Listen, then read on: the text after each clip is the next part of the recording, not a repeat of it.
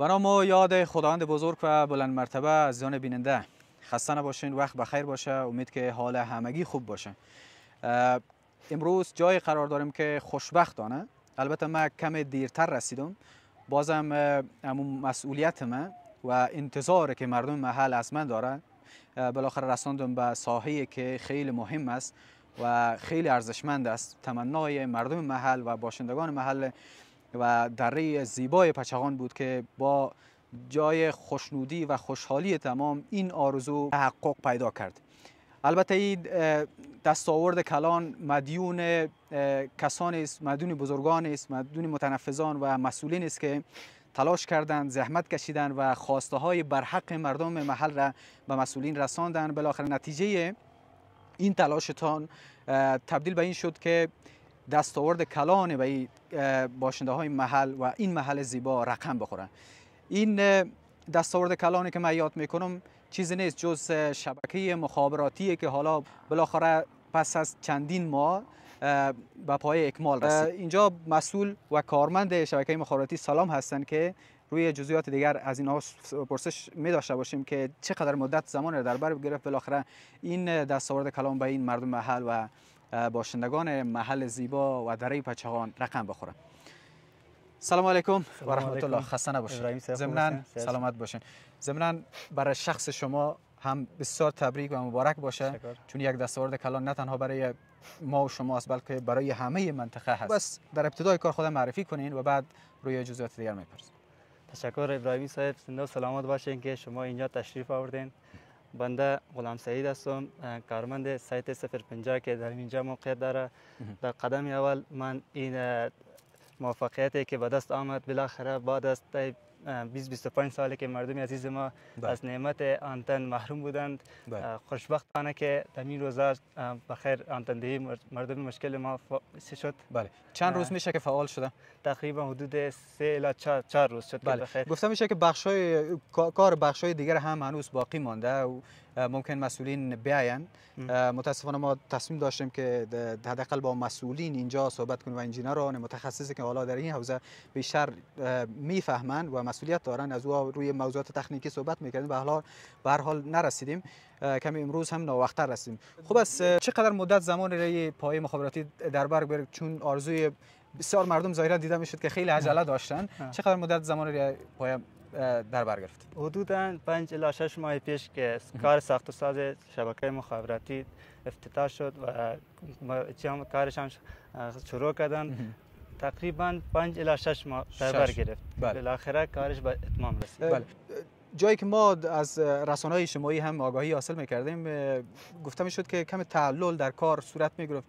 این تعلل در کدام قسمت‌ها بود که مردم هم عجله داشتن و انتظار داشتن؟ خب یک چیزی برای شما بگویم که مردم ما عجله می‌کردن که زود بخیر خلاص شود، اما خوشبختانه که کاری که این شرکت مخابراتی انجام داد و پیمانکارشان شرکتی که را قرارداد گرفته بود که انجامش بده، کار خیلی خوب و پخته‌کاری میکرد که در آینده کدام مشکل مواجه نشود. در مخاطر ریز و کوچک مد نظر گرفته که حداقل یک کار اساسی صورت گرفت دیگه. ان شاء که یک چیز ساخته شده که بسیار کیفیتش هم خوبش است و مردم ما از این ان شاء که به درستی استفاده میکنند. درست است. حالا شما هم ممکنه نحوه احساسات مردم را در جریان باشین، چقدر خوشحال هستن، آرزوها تحقق پیدا میکنه، چقدر خوش هستن مردم شما عملا در جریان هست؟ بله دقیقاً ابراهیمی صاحب، همین مردم ما اینجا خودشان تشریف می آوردن، هر دقیقه از مسئولین پرسان میکردن که بخیر چه وقت افتتاح میشه و واقعا مردم عزیز ما خیلی زحمت را متقابل شدن که نمیتوانستن با عزیزانشان به راحتی صحبت کنن و بالاخره امروز همهشان با عریضه دیرینهشان رسیدن. ان شاء که دیگه پیشرفته زیادی خوب است. بسیار تشکر. بازم تبریک باشه، برای همه ما تبریک باشه. خوب است داخل بریم بخش از جزئیات دیگر و چی که در درون داره فقط تصاویرش هم می‌بینیم. کلا چون از موضوعات تکنیکی ما هم نمیدانیم، آگاهی نداریم. خوب است داخل امو جزئیات که و امکاناتی که در درون شبکه مخابراتی هست از نزدیک مشاهده می‌کنیم، ما را دنبال کنیم. بفرمایید. فرمایید. خب اینا محوطه‌اش است. محوطه. خیلی خوب. و اینا پای مخابراتی که فقط اون قسمتی که در عقب مشاهده میشه و گیرنده هست و 3 تا از دستگاه دیگر که حالا مشاهده میشه اونا فرستنده هستن و امواج انتقال میکنن و بله. ساحه تحت پوشش. خوب است. حالا این دستگاه چی است میشه بگوینید؟ این دستگاهی است که اینجا بدریان است دیگه، اون موتورخانه است اون طرف.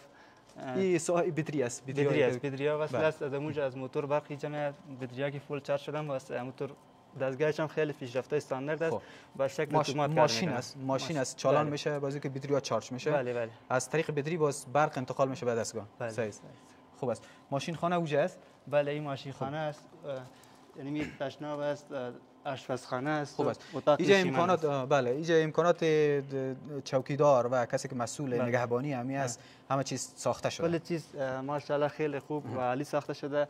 اتاق نشیمن کسی که اینجا به حساب مسئول نگهبانی است، از او آشپزخانه، حمام، موتورخانه، کل چیز خیلی خوب و عالی ساخته شده. خب بسیار عالی است. بسیار ظاهرا دیدم که آنچه که نیاز بوده به خاطر ایجاد یک شبکه مخابراتی همه چیز تدارک دیده شده.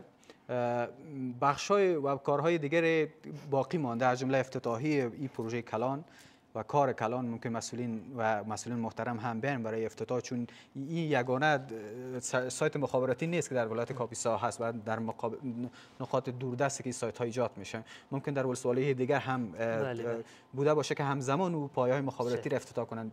این هم شامل هم افتتاح یک روز یا 2 روز باشه. شاید هم یک چیز باشه. بله. بسیار تشکر. سلامت باشین. سلامت باشین. بخیر باشین. سلامت باشین.